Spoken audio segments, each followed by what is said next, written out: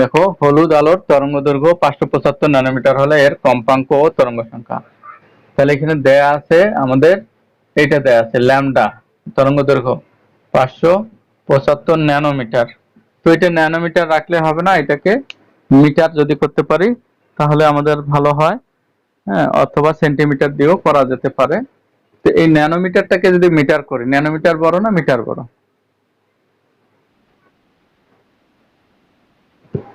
Metre বড়, তাই না? তাহলে এটাকে যদি আমরা মিটার করি তাহলে এটাকে হবে, হ্যাঁ, এটা ছোট থেকে বড়তে যাব, তাহলে এটাকে ভাগ করতে হবে, 10⁹ মিটার হবে। ন্যানোমিটারকে 1 লিখে 9টা শূন্য দিয়ে যদি ভাগ দেই, অর্থাৎ 10⁹, এইটা দিয়ে যদি ভাগ দেই তাহলে এটা হবে, তাহলে -9 মানে নিচেরটা, এটা ভাগ, মিটার পেলাম। তো আমাদের বের করতে হবে এটা সমান হোয়াট আর হচ্ছে এটা সমান হোয়াট। এটা তেমন জটিল কিছু না। এর সূত্র কোনটা আমরা ইউজ করতে পারি? আমরা খুবই সহজ সূত্র আমরা ইউজ করতে পারি, এই যে নিউ সমান হচ্ছে c/λ, এটা আমরা জানি। হ্যাঁ, তো এই মানটা c মানে আলোর বেগ, এখানে আমরা c আলোর বেগ কত, 3 × 10⁻8 এত মিটার পার সেকেন্ড আলোর বেগ। যদি 10 হতো তাহলে সেন্টিমিটার পার সেকেন্ড হতো। তাহলে এত যদি হয় তাহলে আমরা এই হলুদ আলো, এটাও কিন্তু আলো, আলো যেহেতু এই জন্য আলোর বেগটাই আমাদের বসাতে হবে 10⁸। দেখো মিটার পার সেকেন্ড, আর নিচে হবে ল্যামডাটা আমরা মিটার করছি 575 10⁻⁹ এটা কিন্তু মিটার করছি। মিটার আর মিটার কাটা গেলে পার সেকেন্ড থাকবে এককটা। এটা একটু হিসাব করলে আমরা যেটা পাবো যে এটা যদি উপরে চলে যায় তাহলে এটা একটা পেলাম আমরা, তাহলে ফ্রিকোয়েন্সির মান পেলাম। অনুরূপভাবে তরঙ্গ সংখ্যা যদি বের করি, হ্যাঁ, আবার আমরা যদি বলি যে তরঙ্গ সংখ্যা কত, তাহলে তরঙ্গ সংখ্যা নিউ বার সমান হচ্ছে কি বলতো, 1/λ। হ্যাঁ, 1/λ আমরা লিখবো। তাহলে এই 1 কে যদি 575 10⁻⁹ লিখি তাহলে এটা কিন্তু পার মিটার, হ্যাঁ, এই পার মিটার হয়ে যাবে। এটা মানে মিটারটা আসলে নিচের, এই মিটারটা নিচের। তো এটা ভাগ করলে কিছু একটা হবে, 9টা উপরে যাবে। এবার হিসাব করো,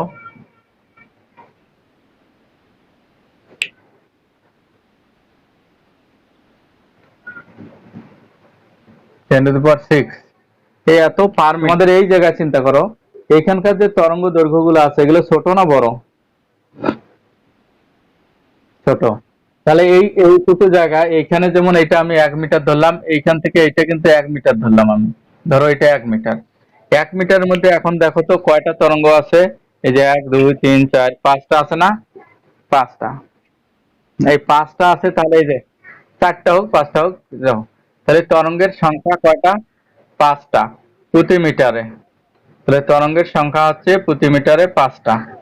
4টা হলে 4টা, 5টা হলে 5টা, যাই হোক প্রতি মিটারে 5টা। তাহলে তরঙ্গ দৈর্ঘ্য যদি বড় হয় তাহলে তরঙ্গের সংখ্যা কি হয়? কম হয়। তরঙ্গ দৈর্ঘ্য যদি ছোট হয়, তরঙ্গ দৈর্ঘ্য ছোট হলে তরঙ্গের সংখ্যা বেশি হয়। এই জিনিসটা তোমাদের মাথায় রাখতে হবে। এটা বোধহয় তোমাদের এমসিকিউ এর প্রশ্নের মধ্যেও দেয়া আছে, একটা বোঝানো আছে। তরঙ্গ দৈর্ঘ্য তরঙ্গ দৈর্ঘ্য ছোট হলে তরঙ্গের সংখ্যা বেশি, ঠিক আছে? আর তরঙ্গ দৈর্ঘ্য বড় হলে তরঙ্গের সংখ্যা কম। 1 মিটারের মধ্যে তরঙ্গ দৈর্ঘ্য বড় যেটা, সেটি 1 মিটার ডিস্টেন্সের মধ্যে কয়টা তরঙ্গ বলো তো? 2টা। তাহলে তরঙ্গ দৈর্ঘ্য বড় হলে তরঙ্গ সংখ্যা কম, তরঙ্গের সংখ্যা কম নির্দিষ্ট জায়গার মধ্যে। তরঙ্গ দৈর্ঘ্য ছোট হলে নির্দিষ্ট জায়গার মধ্যে তরঙ্গের সংখ্যা বেশি, ওই দূরত্বের মধ্যে। কি বুঝছো এবার? হ্যাঁ, একটু মিউট করে রাখো। হ্যাঁ, অনেকের বিভিন্ন ধরনের বিমানের শব্দ। যা, আমি আবার বলি, কোন একটা বিকিরিত আলো, সেই আলোটার কি বলা হচ্ছে, যে তরঙ্গ দৈর্ঘ্যটা দেয়া আছে, হ্যাঁ, 6050 অ্যাংস্ট্রম, তাহলে যে ফোটনটা আছে সেই ফোটনটার শক্তি কত হবে এটা আমাদের বের করতে বলছে।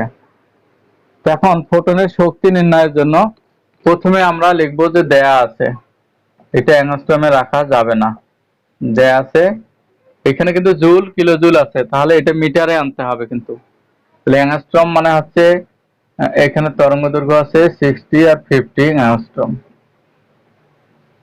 দেখো এক অ্যাংস্ট্রম হচ্ছে 10⁻⁻8 সেন্টিমিটার বা 10⁻⁻10 মিটার।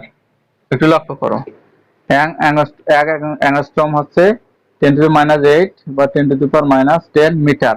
তো আমরা কিসে করব, আমরা করব মিটারে। এইটাকে আমরা যদি মিটারে করতে যাই তাহলে 60 50 10⁻⁻10 এটা হলো মিটার। একটা জিনিস আমরা পেয়ে গেলাম, ফোটনের শক্তি কিন্তু বের করতে বলছে। তো ফোটনের শক্তির সমীকরণটা দেখো, আমি এই পাশে একটু রাফ করে দেখাচ্ছি। E সমান এইচ নিউ। এখানে কি নিউ এর মান দেয়া আছে? নাই। তাহলে আমাদের নিউ এর মান লাগবে আর হচ্ছে সি এর মান বের করতে হবে। তাহলে এখানে আলোর বেগটা আমাদের লাগবে, এই যে নিউ সমান সি ভাগ ল্যামডা, এই যে ল্যামডা আছে, তাহলে সি এর মানটা আমরা শুধু এখানে বসাবো। ওইটাও মিটারে করব, 3 × 10⁻⁻8, মাইনাস হবে না, 8 মিটার পার সেকেন্ড এটা। তো এখন আমরা কি বের করব, ফোটনের শক্তি ই সমান হোয়াট, এটা। তো আমরা জানি ই সমান ফোটনের শক্তি ই সমান এইচ নিউ। তো এইচ আমাদের প্লাঙ্ক ধ্রুবক, হ্যাঁ, নিউ এর মান আছে সি ভাগ ল্যামডা। এবার এই মানগুলো আমাদের বসালেই কাজ হয়ে যাবে।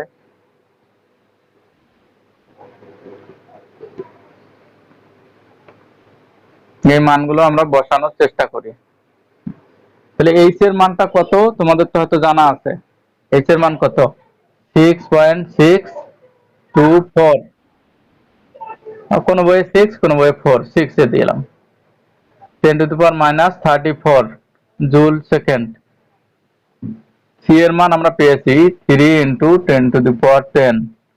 আর নিচে আমরা ল্যামডার মান পেয়েছি মিটার, ওই যে 60 50 10⁻⁻10 মিটার। এগুলো কিন্তু সব মিটারে করলাম।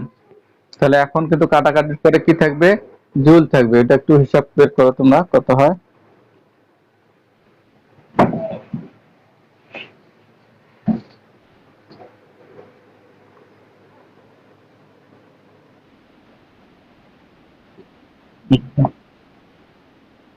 থ্রি পয়েন্ট টু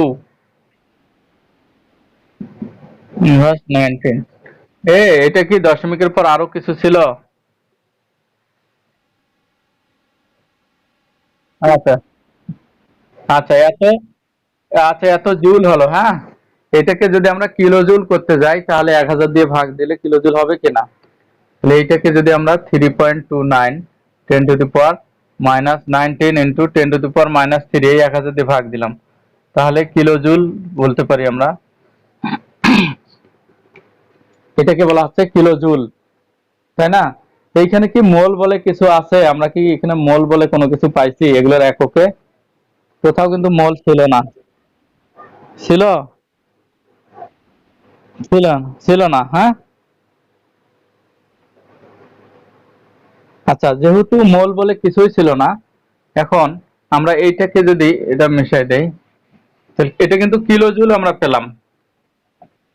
তাহলে 3.29 ইন্টু 10⁻⁻, কত হচ্ছে 22 কিলো জুল। দেখো এটা কিন্তু আমরা যেটা বের করলাম, এটা একটা ফোটনের জন্য আমরা বের করলাম, একটা। তো এখানে মোট ফোটন কিন্তু একটা, কিন্তু 1 মোল যদি ফোটন চিন্তা করি আমরা, তাহলে আমরা এখানে লিখবো 1 মোল ফোটনের জন্য। আমরা ই সমান 3 × 29 10⁻⁻22। 1 মোল মানে কয়টা বলো তো?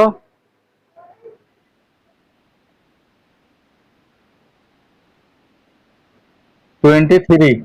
হ্যাঁ, এইবার আমরা বলতে পারি কিলো জুল পার মোল, এইবার বলতে পারি প্রতি মোলের জন্য এটা আমরা পাবো, 1 মোলের জন্য।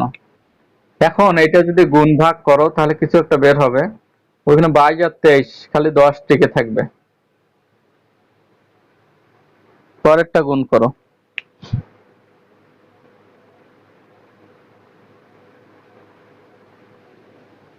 দেখো তো এটা হয় কিনা, 1.978 10^2।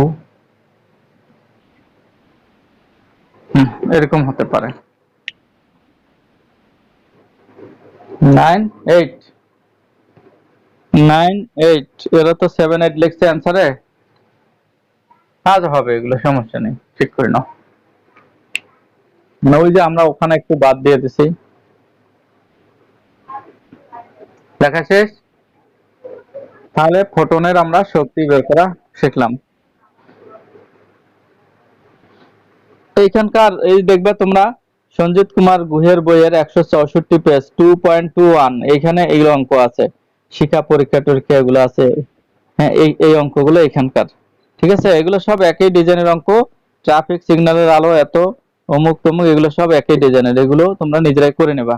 যে কোন অঙ্কটা তোমরা করবা, সঞ্জিত কুমার গুহের 2.21, অথবা যার যে বই আছে সেই বই এই টাইপের যে অঙ্কগুলো আছে, উদাহরণ টুদাহরণ যা আছে সবগুলো করে নেবা। তোমাদের কি বেগ টেগ মানে ইলেকট্রনের বেগ বা এই টাইপের অঙ্কগুলো করাতে হবে, না পারবা নিজেরাই? পারবা?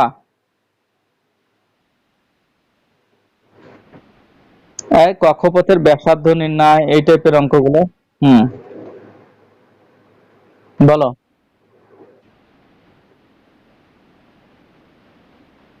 ওই গুণ দিলেই বুঝতে হবে যেটা পার মোল। হ্যাঁ, 1 মোলের জন্য প্রতি মোল। ওখানে তো একটা পরমাণু ছিল, একটা পরমাণুর যদি এত হয় তাহলে এতগুলো পরমাণু এত হলে গুণ হবে না? হ্যাঁ, গুণ হবে, কিন্তু কথাটা ওইভাবে বলতে হবে, প্রতি মোল বলতে হবে, প্রতি মোলের জন্য।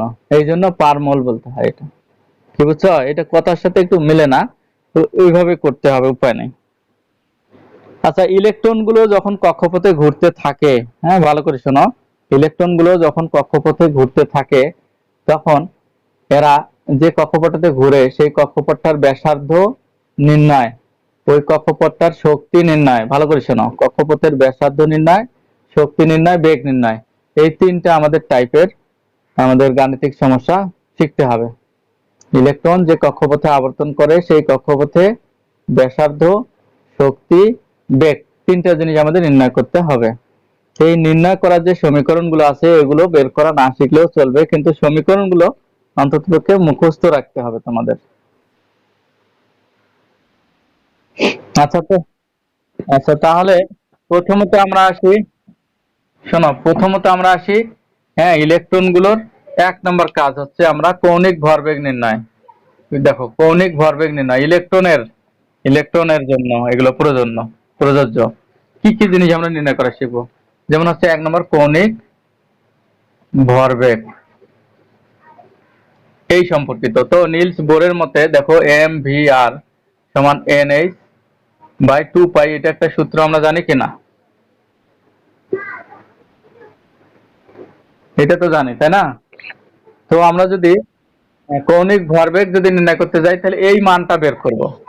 যদি দ্বিতীয় কক্ষপথ হয়, দ্বিতীয় কক্ষপথে পথে ইলেকট্রনের কৌণিক ভরবেগ, কৌণিক ভরবেগ, এইটা আমরা যদি নির্ণয় করি তাহলে mvr সমান, এই যে n এর মান কি হবে, এখানে n সমান 2 হবে, দ্বিতীয় কক্ষপথ, তাহলে n এর জায়গায় আমরা 2, আর h এর জায়গায় আমাদের মুখস্থ বিদ্যা যেটা আমরা জানি সেটা লিখবো।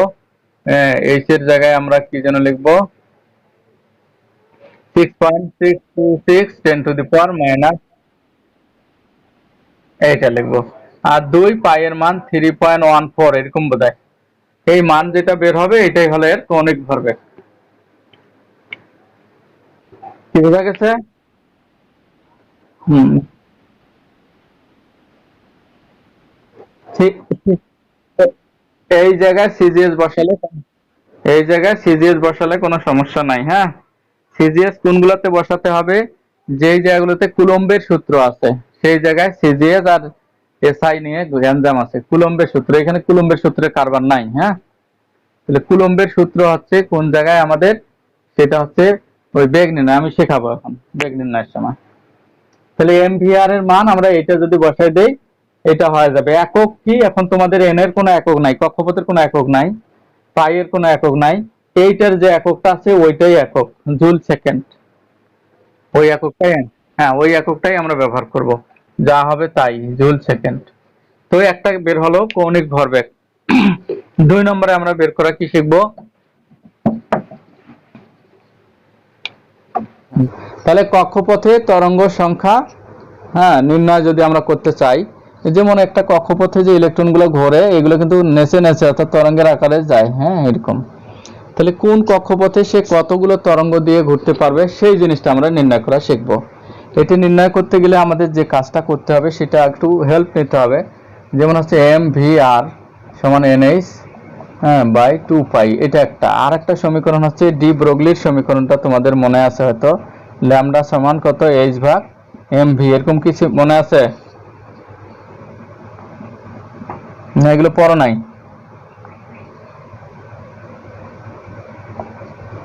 এটা বোরের মতে দেখো দুইটা সমীকরণ আছে।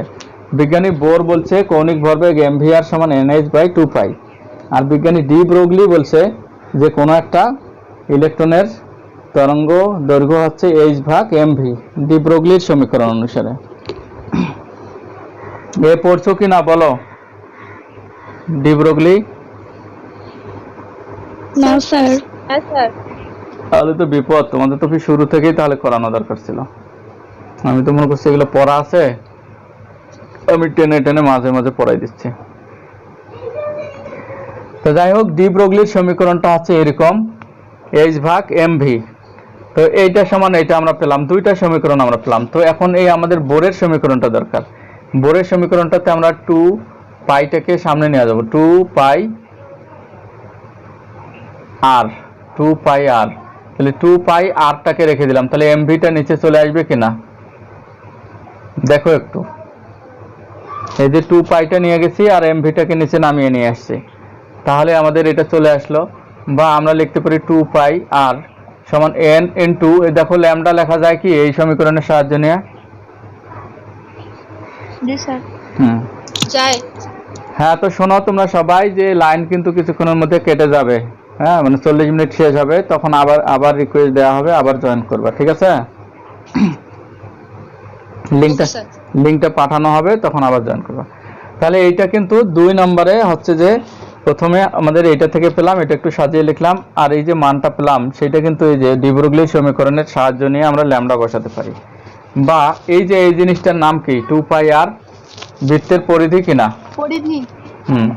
বৃত্তের পরিধি, 2 পাই আর সমান হচ্ছে n ইনটু তরঙ্গ দৈর্ঘ্য, আমরা এটা পেলাম। তো এখন যদি হয় দ্বিতীয় কক্ষপথ, যদি হয়, ভালো করে দেখো, দ্বিতীয় কক্ষপথ, এই পথটা কি বৃত্তাকার? ইলেকট্রন যে কক্ষপথে আবর্তন করে সেই কক্ষপথগুলো কি বৃত্তাকার? হ্যাঁ, বৃত্তাকার।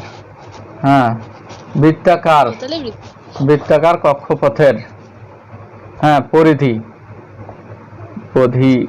পরিধি বানানো হয়েছে, বৃত্তাকার কক্ষপথের পরিধি, এই জিনিসটা বোঝাচ্ছে। বৃত্তের পরিধি মানে বৃত্তাকার কক্ষপথের পরিধি, এটা বোঝাচ্ছে। তাহলে এইটাই 2 পাই আর সমান n ইনটু ল্যামডা আমরা পাচ্ছি। দ্বিতীয় যদি কক্ষপথ হয়, দ্বিতীয় কক্ষপথ যদি হয়, তাহলে এই কক্ষপথের পরিধি সমান কি হবে, 2 ইনটু ল্যামডা হবে কিনা?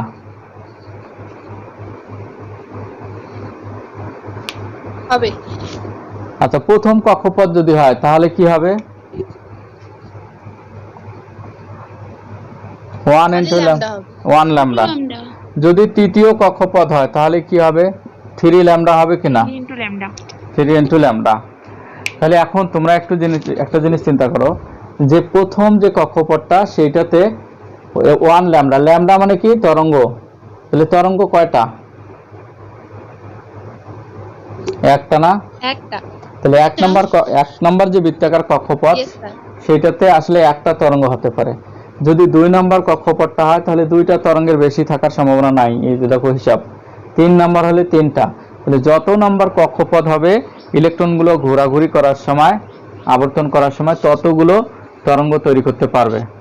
ক্লিয়ার? 4 নম্বর কক্ষপথে একটা ইলেকট্রন আবর্তনশীল অবস্থায়, হ্যাঁ, চতুর্থ কক্ষপথে একটা ইলেকট্রন আবর্তনের সময় কতটি তরঙ্গ সৃষ্টি করতে পারবে? চারটি হুম, চারটি তরঙ্গ। চারটি তরঙ্গ তৈরি করতে পারবে। ঠিক আছে, তাহলে যত নম্বর কক্ষপথ হবে ততগুলো তরঙ্গ সৃষ্টি করতে পারবে। এবার এই অনুযায়ী ডি ব্রু- ডি ব্রগলি কক্ষপথ, হ্যাঁ, ডি ব্রগলি কক্ষপথ চিত্র। তাহলে বিজ্ঞানী ডি ব্রগলির মতে, স্যার হ্যাঁ বলো, হ্যাঁ এখানে তরঙ্গ বলতে আমরা কি তরঙ্গ সংখ্যাকে বোঝাচ্ছি? তরঙ্গ, স্যার ল্যামডা তো তরঙ্গ দৈর্ঘ্য বোঝায় না? হ্যাঁ তরঙ্গ দৈর্ঘ্য। তা 1 নম্বর কক্ষপথে কয়টা তরঙ্গ দৈর্ঘ্য আছে বলো তো? কয়টা ল্যামডা? একটা না? হ্যাঁ স্যার। হ্যাঁ, তাই 1 নম্বর কক্ষপথে একটা তরঙ্গ দৈর্ঘ্য আছে, তার মানে একটা তরঙ্গ সম্ভব। 2 নম্বর কক্ষপথে 2টা তরঙ্গ দৈর্ঘ্য আছে, মানে 2টার বেশি তরঙ্গ তৈরি করতে পারে না। কি বুঝছো বান? যতগুলো হ্যাঁ, এখন এই এই হিসাবটা থেকে বিজ্ঞানী ডি ব্রগলি একটা কাজ করলো। সেই কাজটা হচ্ছে যে 1 নম্বর কক্ষপথে ইলেকট্রনগুলো যখন চলে তার কিভাবে চলে, 2 নম্বরে কিভাবে চলে, 3 নম্বরে কিভাবে চলে, সেই কক্ষপথের চিত্রগুলো। এই যে কক্ষপথ 1 নম্বর, এই যে একটা কক্ষপথ, সেটা 1 নম্বর। তারপরে দেখো যদি এরকম হয় কক্ষপথটা,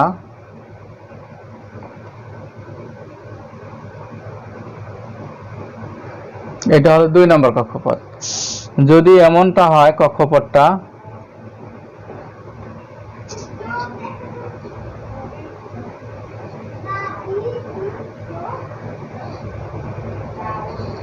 তিন নম্বর, যদি এমন হয় কক্ষপথটা,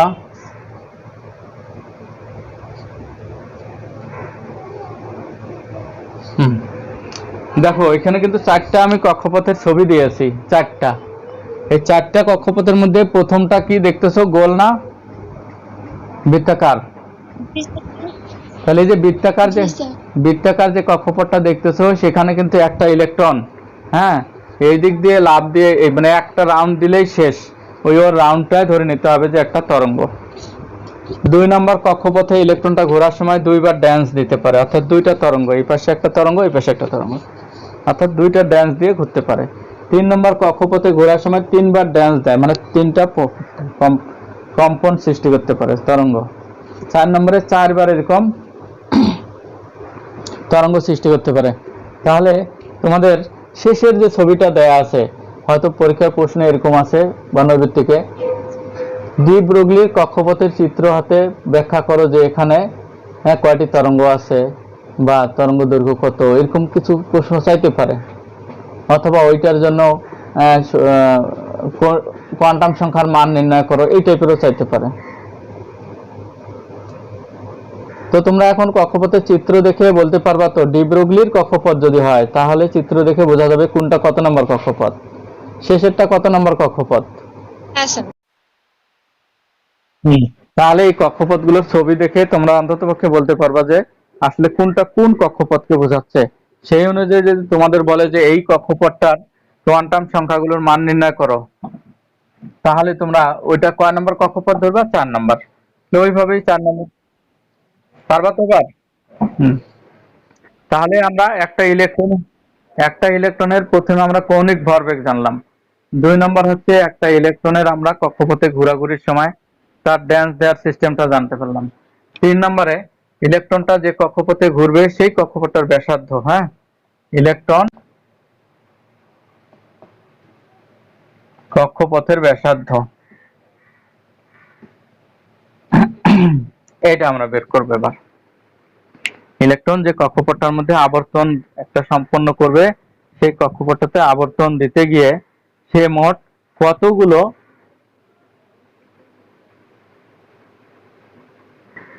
ব্যাসার্ধ নির্ণয় করতে গেলে আমাদের যে বিষয়গুলো লক্ষ্য করতে হবে, যে আমরা নিলস বোরের আগে ছিল রাদারফোর্ডের মতবাদ।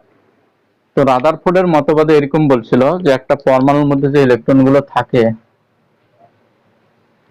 পরমাণুর একটা কেন্দ্র আছে, এটা প্লাস চার্জ, আর একটা ইলেকট্রন আছে, সেটা কি চার্জ? মাইনাস। এর মাঝখানে যে দূরত্বটা, এই দূরত্বটাকে তো বলা হচ্ছে ব্যাসার্ধ, তাই না? এই ব্যাসার্ধ। তো এই ইলেকট্রনটা যখন ঘোরে, পরমাণুতে বিদ্যমান ইলেকট্রনটি কক্ষপথে আবর্তনশীল অবস্থায় থাকলে এর উপর কয় প্রকার বল ক্রিয়াশীল হয়? বলতো। দুই প্রকার বল। দ্বিমুখী, হ্যাঁ। হ্যাঁ, তাহলে দুই প্রকার বল ক্রিয়াশীল হয়। এই বল একটা হচ্ছে প্লাস চার্জযুক্ত প্রোটন আছে এর ভিতরে, আর হচ্ছে মাইনাস চার্জযুক্ত ইলেকট্রন আছে। ইলেকট্রন, একটা ইলেকট্রনকে কয়জন টানবে? যতগুলো প্রোটন থাকবে সবাই আকর্ষণ করবে কিনা? তাহলে আমরা যদি মনে করি ইলেকট্রনের চার্জ, এটাতে আমরা ধরি ই, তাই না? ইলেকট্রনের চার্জ ই, বাংলা লিখি ইলেকট্রনের চার্জ ই। প্রোটনের চার্জটা কি হবে? এটাও ধরলাম ই। চার্জের মান, ইলেকট্রনের চার্জ আর প্রোটনের চার্জ একই না ভিন্ন বলতো?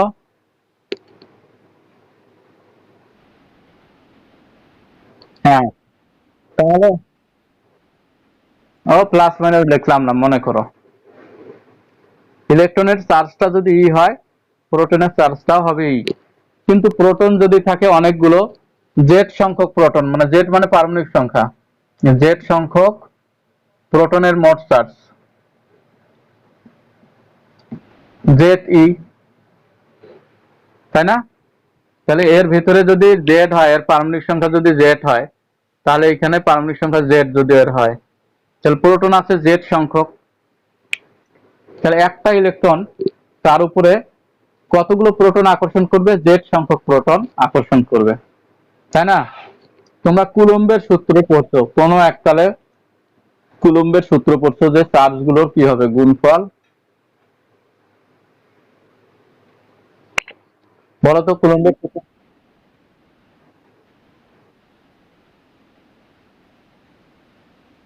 ব্যস্তানুপাতিক।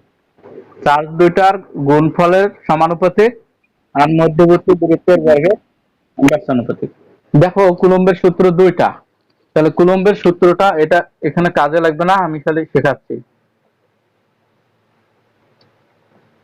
এক নাম্বার সূত্রটা ছিল আকর্ষণ বল, ধরো এফ এ, এটা অ্যাট্রাকটিভ ফোর্স। আকর্ষণ বল এক নম্বর সূত্রে বলা হচ্ছে চার্জ দুইটার, হ্যাঁ, চার্জ গুণ চার্জ, দুইটা চার্জ। তো এখানে দুইটা চার্জ বলতে এখানে প্রোটনের আর এখানে ইলেকট্রনের, তাহলে এখানে হবে জেটি, আর এখানে ইলেকট্রনের চার্জ একটা ইলেকট্রন। তাহলে আমাদের কি পাচ্ছি? এফ এ সমান একটা ধ্রুবক ধরলাম কে, জেড ই স্কয়ার হবে কিনা? আচ্ছা, কে এইটাই রাখি আপাতত সমানুপাতিক। দুই নম্বর সূত্র বলা হচ্ছে এফ এ হচ্ছে 1/d স্কয়ার, এরকম ছিল কি? ডি এর জায়গায় আমরা লিখবো আর, মানে এদের দূরত্বটা হচ্ছে ব্যাসার্ধের সমান কিনা? ব্যাসার্ধের সমান। এই দুইটা সূত্রকে যদি একত্রিত করলে পাবো আমরা এফ এ সমানুপাতিক জেড ই স্কয়ার ভাগ আর স্কয়ার, এরকম তো?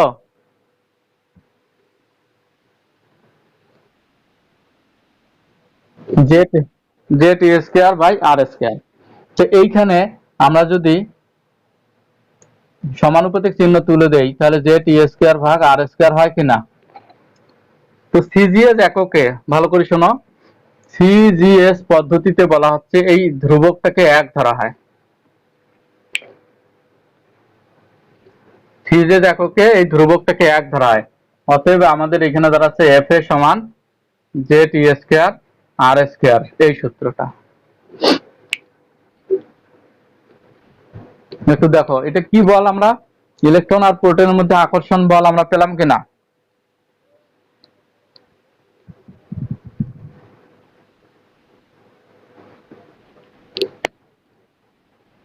এটা মিশিয়ে দিচ্ছি, এত কিছু জানা লাগবে না, খালি এটা এমনি মাথায় থাকতে হবে। কিন্তু সিজিএস পদ্ধতিতে তো এটা পেলাম, কিন্তু যদি এটা এসআই পদ্ধতিতে হতো তাহলে কে এর মানটা কিন্তু এসআই পদ্ধতিতে হচ্ছে 1/4 এপসাইলন, এই যে এটা, হ্যাঁ। এসআই পদ্ধতিতে কিন্তু 4 পাই কি ছিল মনে পড়তেছে না। পাই ছিল, পাই, পাই এপসাইলন। হ্যাঁ, এই যে 4/পাই এপসাইলন, এখানে কোনো কোনো জায়গায় নট দেয়া আছে, কোনো জায়গায় নাই এই মানটা। তো আমাদের কিন্তু এই পদ্ধতিতে যদি যাই আমরা, এসআই পদ্ধতি একটু জটিলতা হবে, যেহেতু আমাদের অন্য অন্য কোনো বইয়ে আছে কোনো বইয়ে নাই, এবং এই পদ্ধতিটা এখনো অতটা প্রচলন হয়নি, সুতরাং আমরা এসআই পদ্ধতিতে যাব না। আমরা নর্মাল পদ্ধতি অর্থাৎ এই যে যেটা সিজিএস সেটাতেই আমরা সূত্রটা নির্ণয় করব। এগুলো আমাদের দরকার নাই। আমাদের এখন যেটা দরকার সেটা হচ্ছে কুলম্বের, এই যে এইটার পরেই, এই ছবিটার পরে, হ্যাঁ, কুলম্বের সূত্রানুসারে কেন্দ্র ধনাত্মক, কেন্দ্র ও ঋণাত্মক ইলেকট্রনের এর আকর্ষণ বল, আকর্ষণ বল এফ এ সমান হবে জেড ই স্কয়ার ভাগ আর স্কয়ার। আর কিছু আমাদের জানা দরকার নেই। এটা কি, এই বলটা কি, এটা কেন্দ্রমুখী বল, কেন্দ্রমুখী বল।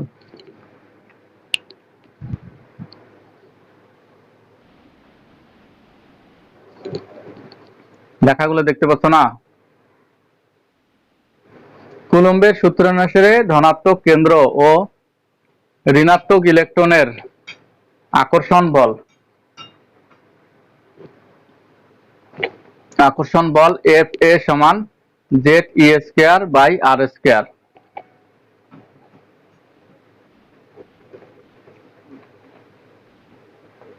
এটা হলো কেন্দ্রমুখী বল। তো এই একটা আমরা সূত্র পেলাম, হ্যাঁ, এই একটা পেলাম। তো আমরা যে জানি যে ইলেকট্রনের উপর দুই প্রকার বল, একটা হচ্ছে কেন্দ্রমুখী আর একটা হচ্ছে কেন্দ্র বিমুখী বল। তাহলে এই একটা বল আমরা পেলাম। আর একটা বল সম্পর্কে আবার আমরা জানার চেষ্টা করি। এটা মেশাবো কি? আর একটা বল সম্পর্কে, যদি আমরা একটা হাতের মধ্যে একটা কলম সুতা দিয়ে বেঁধে, আমরা যদি হাতের মধ্যে কলম সুতা দিয়ে বেঁধে, এই যে ধরো আমি এইভাবে নিচ্ছি, এই যে এই মাথায় একটা হেডফোনের লাগানো আছে, এইভাবে ঘুরাই, এই যে দেখো ঘুরাচ্ছি, এই যে এটা যখন ঘুরতেছে তখন এর ঘূর্ণনটা নির্ভর করতেছে এর দূরত্বটার উপর। দূরত্ব যদি বেশি দূরে থাকে তাহলে হয়তো কম, আরো ধীরে বা জোরে ঘুরবে। তাহলে এর ঘূর্ণনটা কিন্তু দূরত্বের উপর নির্ভর করতেছে। এবার যদি কোনো ক্রমে সুতাটা ছিঁড়ে যায়, তাহলে এই জিনিসটা ঘুরতে ঘুরতে আমার আঙ্গুলের কাছে আসবে না দূরে ছিটকে যাবে? দূরে।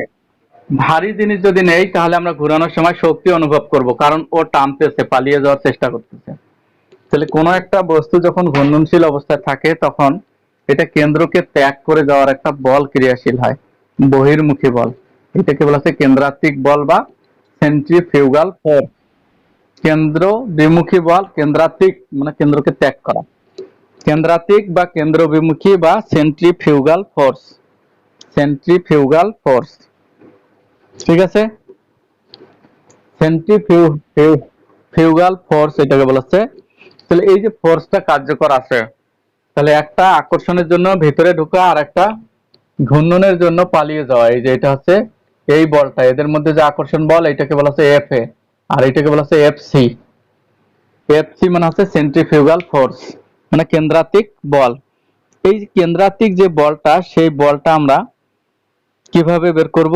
সেই বলের মান বের করার জন্য আমাদের আর একটা সূত্র আছে, যেটা সেটা হচ্ছে, এটা আমাদের বের করা দরকার নাই, খালি এটা মনে রাখার চেষ্টা করো, এম ভি স্কয়ার বাই আর।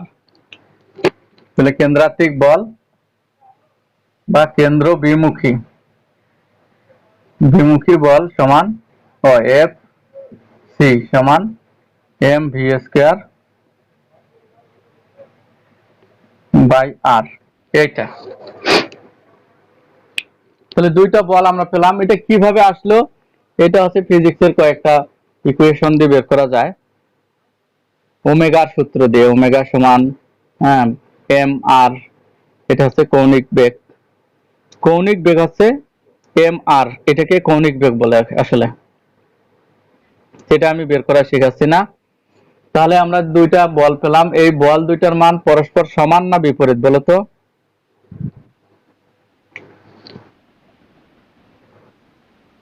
কিন্তু বিপরীতমুখী। তাহলে এই দুইটি বল, হ্যাঁ, এফ এফ এ ও এফ সি সমান, পরস্পর সমান। এটা সমান না হলে তো ইলেকট্রনটা কক্ষপথে আবর্তন করতে পারতো না। অতএব এফ এ সমান আমরা লিখবো এফ সি। তো এই এফ এর মানটা আমাদের কি যেন ছিল, জেড ই স্কোয়ার ভাগ আর স্কোয়ার, আর এটা হলো এম ভি স্কোয়ার বাই আর। এইবার একটা করে আর হয়তো কাটা যাবে, গেলে এখানে থাকবে জেড ই স্কোয়ার, আর এখানে থাকবে আর এম ভি স্কোয়ার। এইখানে এটা একটা আমরা বের করলাম।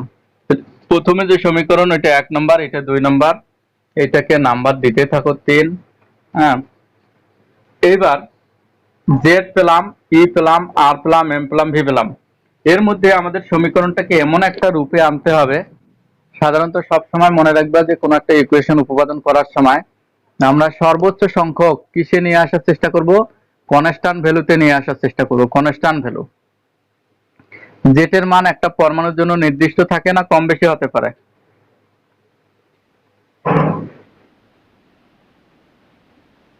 তাহলে যে হ্যাঁ জেড কনস্ট্যান্ট, ই এর মানটা সবসময় ইলেকট্রনের চার্জের মান নির্দিষ্ট, এম এর মান হচ্ছে ইলেকট্রনের ভর, এটাও নির্দিষ্ট, কিন্তু ভিটা নির্দিষ্ট নয়।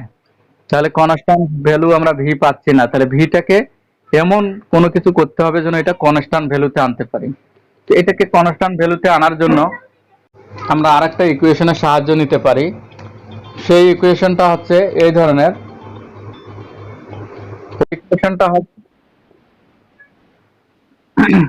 আচ্ছা, শুনতে পাচ্ছ?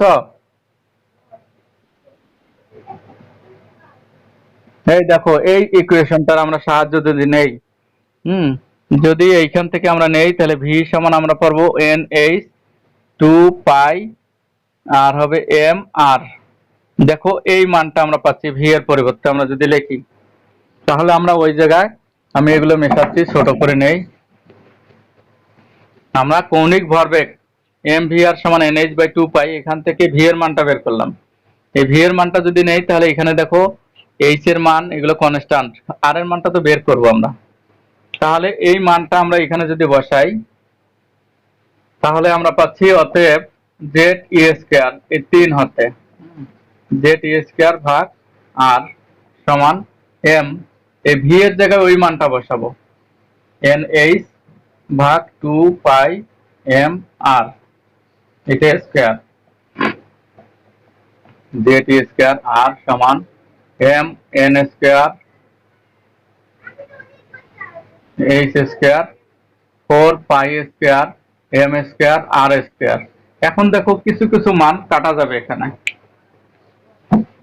উঠে যাবে, যেমন হচ্ছে আমাদের এখানে একটা এম উঠে যাবে, আর একটা এম উঠে যাবে। বা আমরা একটু এটা আর একটু ছোট করে নিই, জেড স্কোয়ার, এখানকার আরটা আর এখানকার একটা আর উঠে যাবে কিনা, এখানে থাকবে N square H square, 4 pi square থাকবে, এম থাকবে, আর একটা আর থাকবে। দেখো এই আর একটা আর কাটা গেল, অতএব এই আরটাকে এখানে নিয়ে আসলাম, আর সমান n square H square 4 pi square m z e square. এই হলো আমাদের ফাইনাল মান পাওয়া গেল কক্ষপথের ব্যাসার্ধ। ইহাই আমাদের কাঙ্ক্ষিত সমীকরণ। হ্যাঁ, এটা হলো আমাদের কাঙ্ক্ষিত সেই ইকুয়েশন। এই ইকুয়েশনটা হাইড্রোজেন পরমাণুর জন্য, হাইড্রোজেনের জন্য আমরা যদি বলি জেড সমান 1 পারমাণবিক সংখ্যা হলে, শুধু হাইড্রোজেনের জন্য আর এর মানটা আমরা বলতে পারি N square H square 4 pi square M E square. এটা আমরা হাইড্রোজেনের জন্য বলতে পারি। তাহলে এটা কত নম্বর কক্ষপথের জন্য আমরা ইকুয়েশনটা পেলাম? কোন কক্ষপথের জন্য প্রয়োগ করছে কি না? তাহলে আমরা এটা বলতে পারি, হ্যাঁ, তাহলে আমরা বলতে পারি অতএব এন তম, হ্যাঁ, এন তম কক্ষপথের জন্য মানে এন তম জানি না, 1 নম্বর হতে পারে, এন এর মান 2 নম্বর হতে পারে। এন তম কক্ষপথের জন্য আমরা লিখবো আর এন সমান এই বাকিটা N square H square 4 pi square M E square. এই হলো আমাদের নির্ণয়ের ইকুয়েশনটা। তবে ওই দিক কিভাবে বের হলো এটা যদি মনে নাও থাকে, মনে রাখা ভালো, মনে নাও থাকে তবে ওই যে আর এন এর মানটা মনে রাখতে হবে। কোনো একটা পরমাণু, হাইড্রোজেনের জন্য কিন্তু এটা বের করছি। আর যদি অন্য পরমাণু হতো তাহলে জেডটা অবশ্যই লাগাই রাখতে হবে এখানে। ঠিক আছে। এবার যদি তোমাদের বলা হয় যে হাইড্রোজেন পরমাণুর দ্বিতীয় ও তৃতীয় কক্ষপথের ব্যাসার্ধের অনুপাত নির্ণয় করো। হাইড্রোজেন পরমাণুর প্রথম ও দ্বিতীয় কক্ষপথের, এইটার জন্যই আমরা এখন করি। এগুলো কি তোমরা লিখে নিচ্ছ না বই থেকে পড়বা? আচ্ছা ঠিক আছে। হাইড্রোজেনের প্রথম ও দ্বিতীয় কক্ষপথের ব্যাসার্ধের অনুপাত, এটা আমরা নির্ণয় করব। তাহলে প্রথম কক্ষপথটার জন্য যদি আমরা হিসাব করি, তাহলে প্রথম কক্ষপথ যদি হয় আমরা লিখবো R1 সমান n এর জায়গায় কি লিখবো? হ্যাঁ, তাহলে 1 স্কয়ার মানে 1 h স্কয়ার, এখানে 4 pi square M E square, এটা লিখলাম। দ্বিতীয় কক্ষপথের জন্য R2 সমান আমরা এখানে 4h স্কয়ার লিখবো। n এর জায়গায় 2 লিখলে 4 হয়ে যাবে, 4 pi square M E square, এটা লিখবো। অতএব আমরা যদি লিখি R1 ভাগ R2 সমান হতো কাটাকাটি যাবে সব, এটা কাটা গেলে থাকবে 1/4 থাকবে।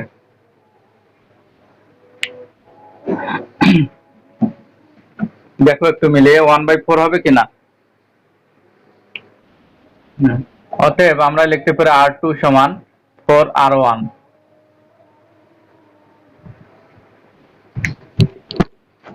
এখন আমরা যদি বলি যে তাহলে হাইড্রোজেনের প্রথম কক্ষপথের ব্যাসার্ধ অপেক্ষা দ্বিতীয় কক্ষপথের ব্যাসার্ধ কত গুণ বেশি? 4 গুণ বেশি। হ্যাঁ, 4 গুণ। এবার তোমাদেরকে আমি বললাম যে হাইড্রোজেনের দ্বিতীয় কক্ষপথের ব্যাসার্ধ অপেক্ষা চতুর্থ কক্ষপথের ব্যাসার্ধ কত গুণ কম বেশি? বের করো তো দেখি।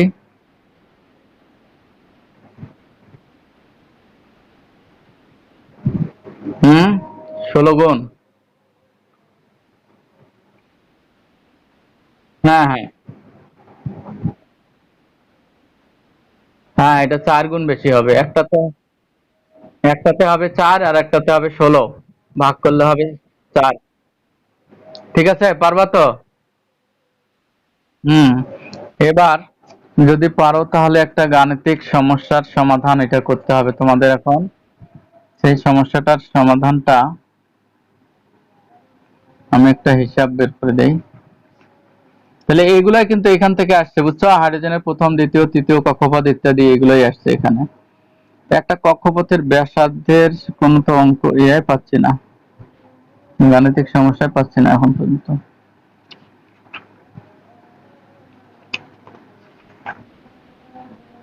এগুলো তো বের করার তেমন কিছুই না।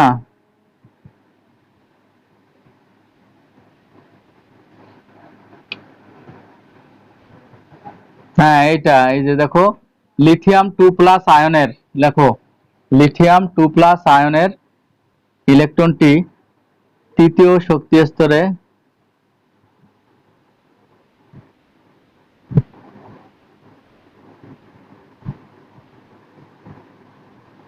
অবস্থান করে।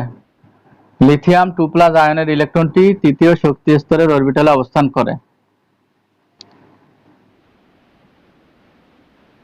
এটা উত্তেজিত অবস্থায় হতো।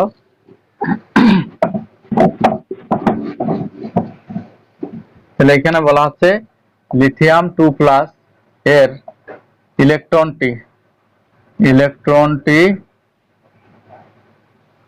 তৃতীয় স্তরের শক্তি স্তরের অরবিটালে। এটা উত্তেজিত অবস্থায় শক্তি স্তরের অরবিটালে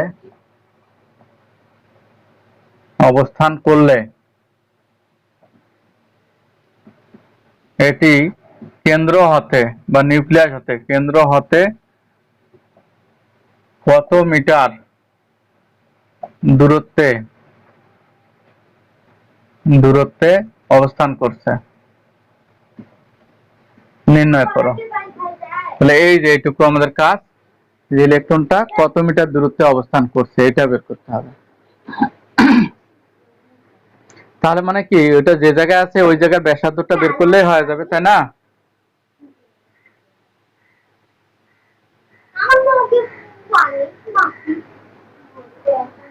বুঝছো তো, ইলেকট্রনটা যে জায়গায় আছে সেই জায়গার আমাদের দূরত্বটা বের করতে, ব্যাসার্ধ বের করতে পারলেই হয়ে যাবে।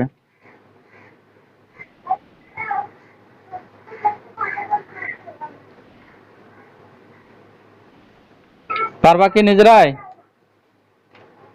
তো এইখানে তোমরা কোন সূত্র ইউজ করবা? এখানে অবশ্যই তোমাদের যে সূত্রটা আছে সেটা সিজিএস এককে বের করতে হবে। তো আমরা জানি এটা ব্যাসার্ধ বের করব। হ্যাঁ, আর আমাদের কত নম্বর কক্ষপথ? তৃতীয়, R3। তাহলে 3 স্কয়ার H স্কয়ার 4 পাই কি ছিল বলতো?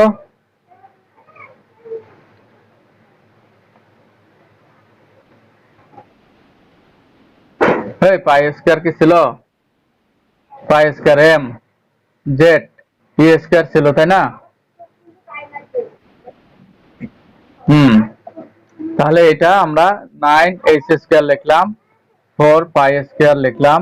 এম এর মানটা আমাদের এই পাই এর মানটা বসাই দিতে পারি আমরা 3.14, এটা স্কয়ার দিলাম। এম এর মান আমরা কিন্তু গ্রামে বসাবো। ইলেকট্রনের ভর কত? 9.1, 28। হ্যাঁ, এত গ্রাম আমরা এটা বের করলাম। জেড এর মানটা হচ্ছে কত? 3। আর ই এর মানটা হচ্ছে 1.6, নাকি ভুলে গেছি?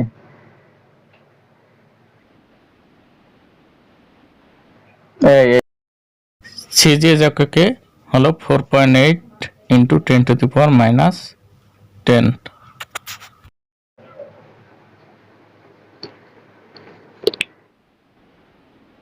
ও, এই মানটা বসাই দিয়ে একটা বিরাট পেপার সেপার আছে, এই মান যেটা বের হবে এত সেন্টিমিটার হবে। সেন্টিমিটারটাকে 100 দিয়ে, কারণ সিজিএস এ যেটা বের হয় সেটা সেন্টিমিটার হয়, এইটাকে 100 দিয়ে ভাগ করলে মিটার বের হবে। পারবা তো? প্লাঙ্কের প্লাঙ্কের ধ্রুবক তো বসাই নেই আমি। তাহলে প্লাঙ্কের ধ্রুবকটা তোমরা সিজিএস এ 20 - 27 বসাবা। পারবা না?